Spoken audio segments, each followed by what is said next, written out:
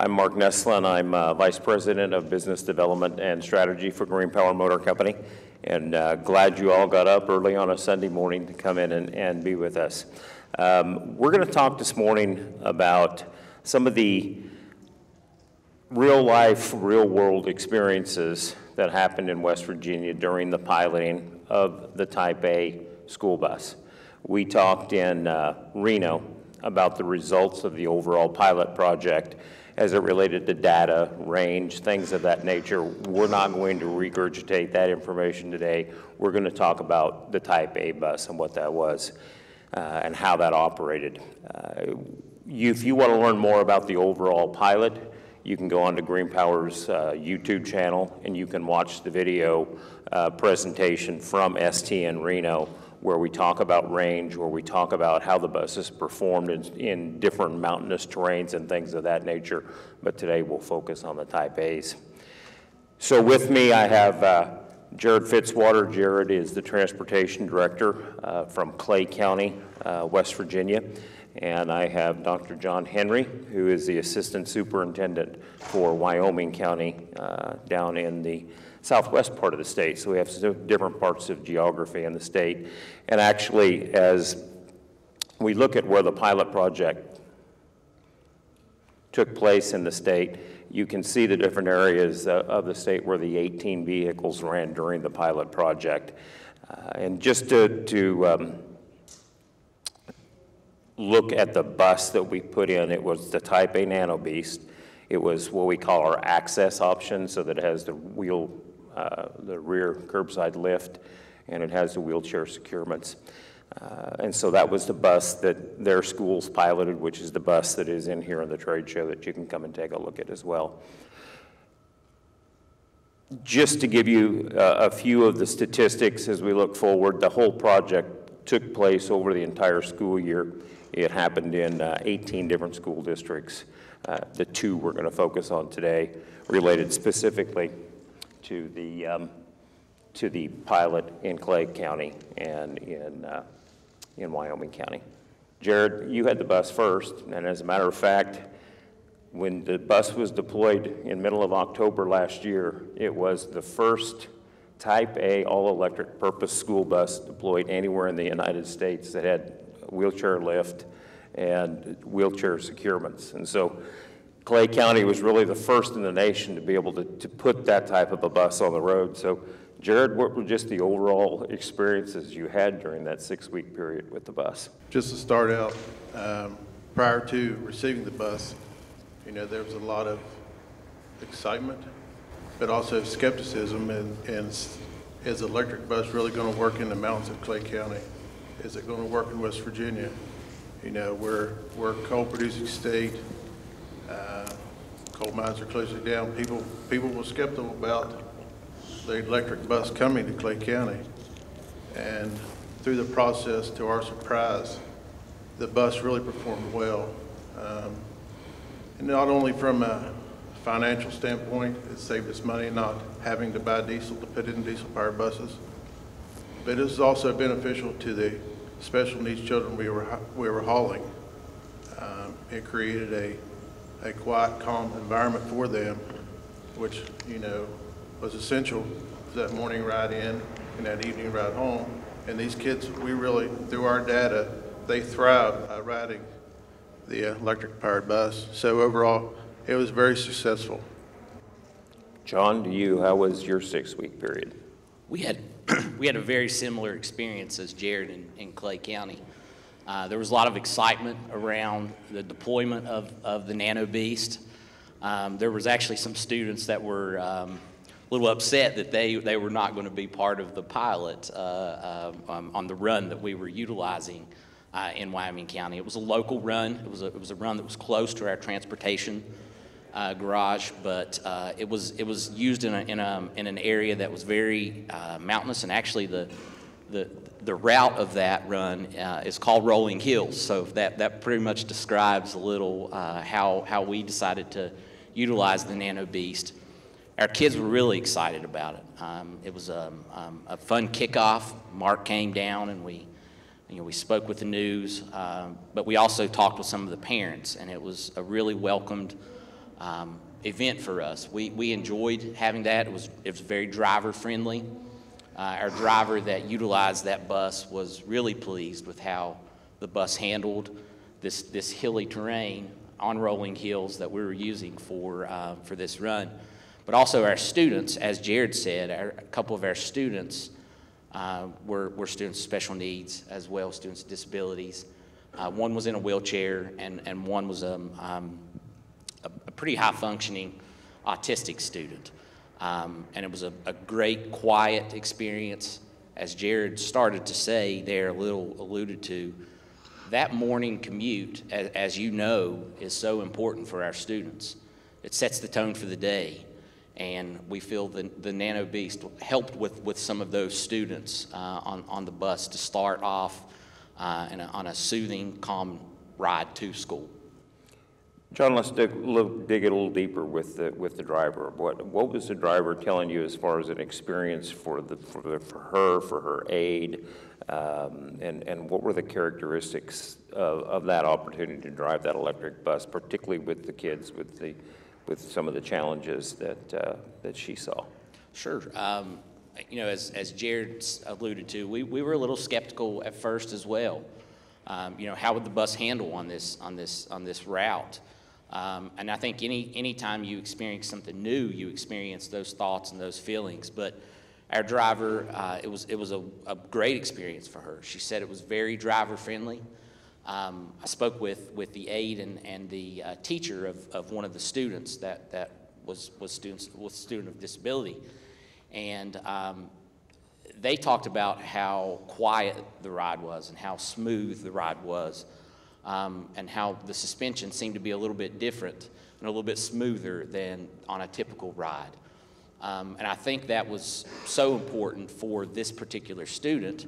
We had two, but for this one particular student, and setting that positive tone, that quiet tone for him on the bus. So our teacher, our driver, our aide, were very impressed with the 6-week period that we had the Nano BEAST, and how quiet, how smooth the ride was.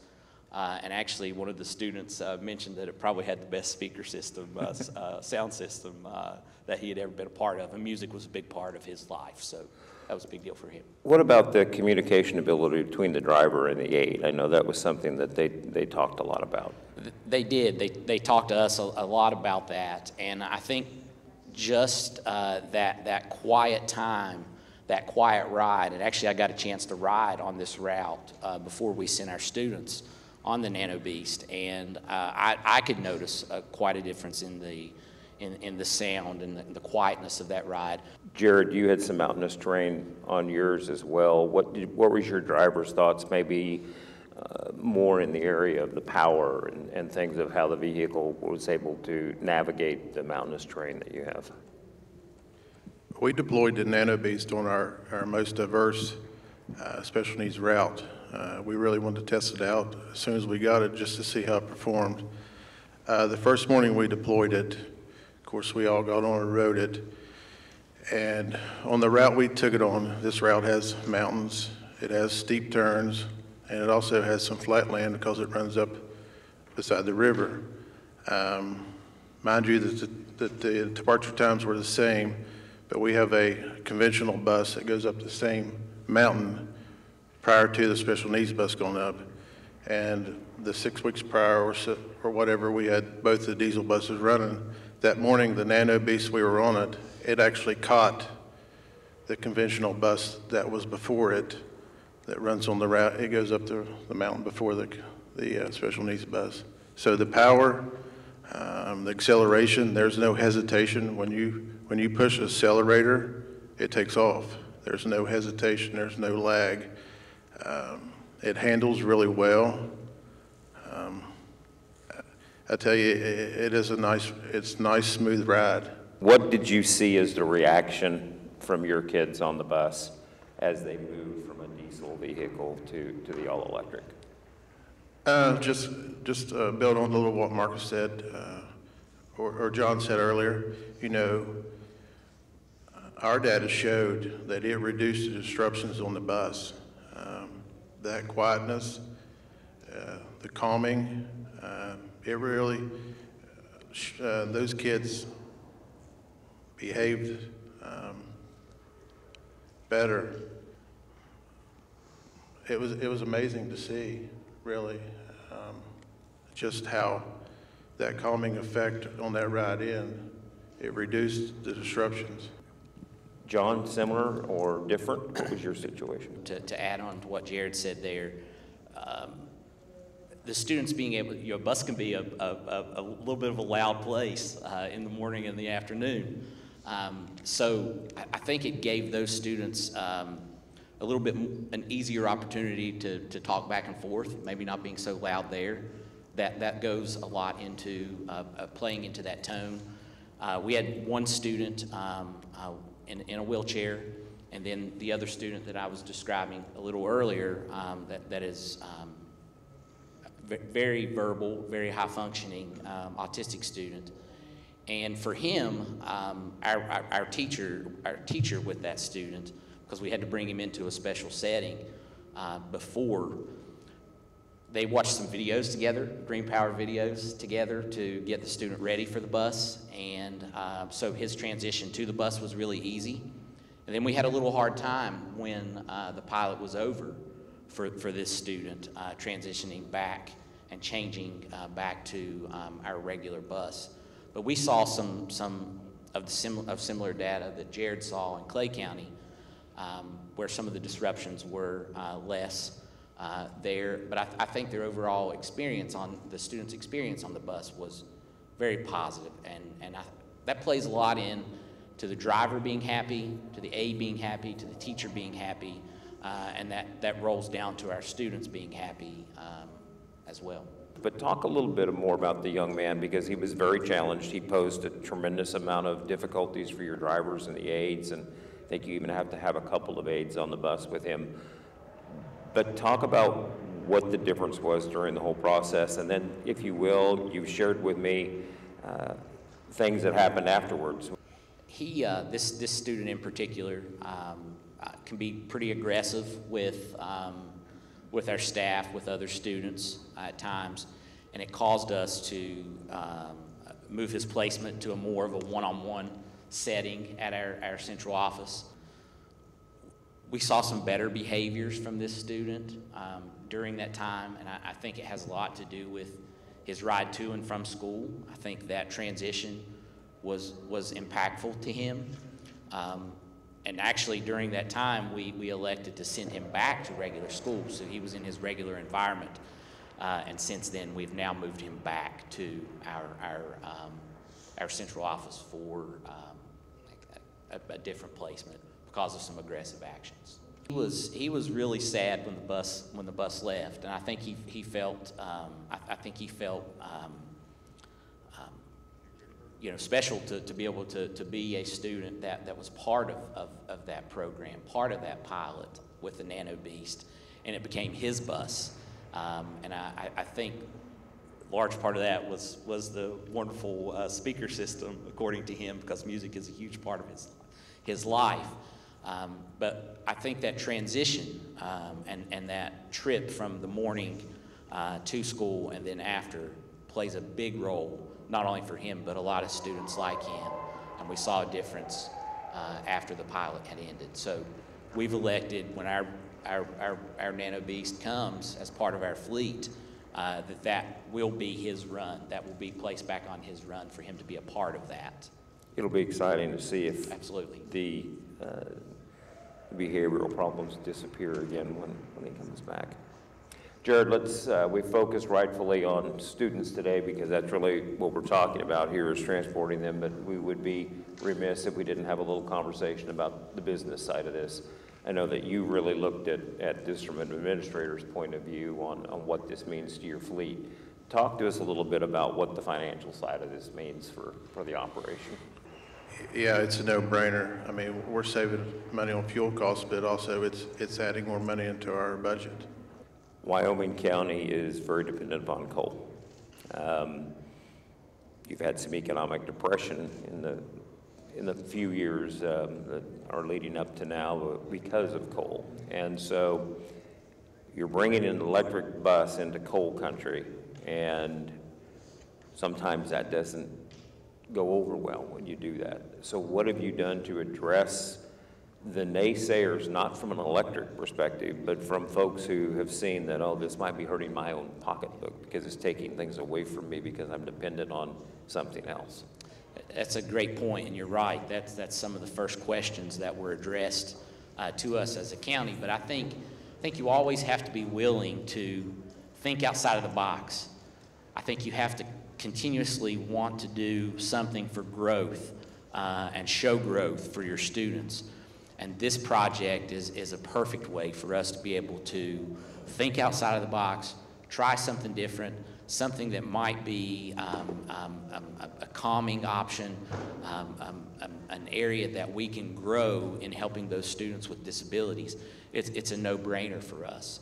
But preparing those people for that change and talking about it and being upfront and transparent about what we have coming forward is important to let your stakeholders in your community, as you said, we are dependent on coal, and you can't ever forget where you've came from. You can't forget that, and we'll never forget that in Wyoming County.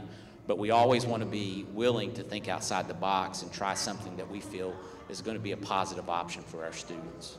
So one last point I'd like to ask you about in preparation, because you sit in the administration offices.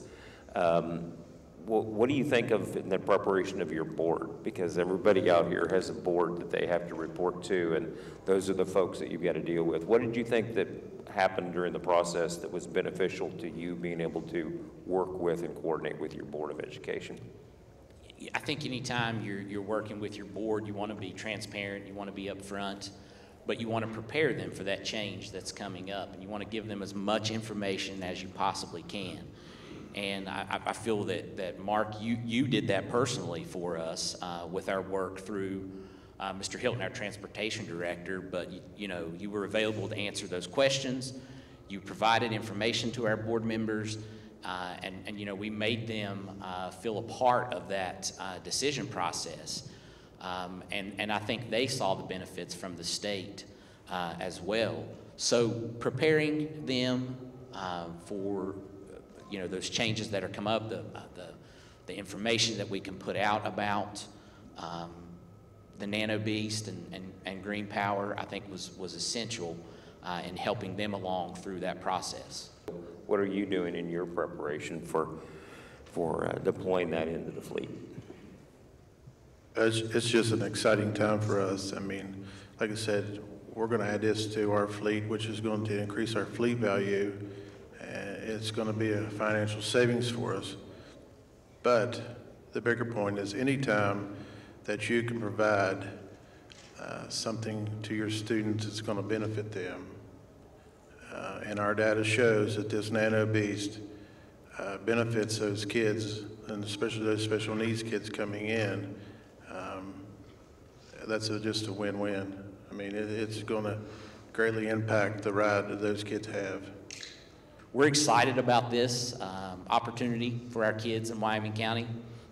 I think it's going to be a wonderful partnership, and I'm grateful that our state has worked so hard to build that relationship with GreenPower to bring this to West Virginia and to think of us in Wyoming County to allow us to be one of the first counties to not only pilot, but then also to have this permanent Nano BEAST. Even if it is used, that's okay. Jared, any other closing thoughts you got? Just really, if you guys have an opportunity to pilot a bus or to buy an electric bus, I would recommend you take advantage of the opportunity.